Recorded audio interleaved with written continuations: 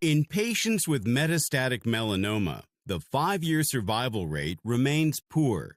Recently, however, treatment using anti-PD-1 monotherapy and BRAF-MEK inhibitors has changed the treatment landscape for BRAF-mutant advanced melanoma.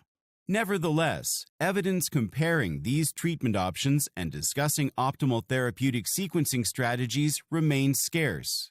In a new retrospective study, researchers compared the clinical benefits and outcomes of first-line treatment with anti-PD-1 monotherapy versus BRAF-MEK inhibitors among patients with BRAF-mutant advanced melanoma who had received treatment from practices in the U.S. Oncology Network.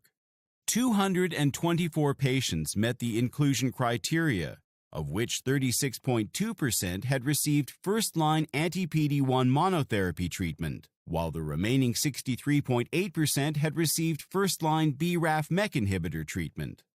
Results showed that the patients receiving anti-PD-1 monotherapies had a longer overall survival and physician-assessed progression-free survival when compared to those receiving BRAF-MEK inhibitors.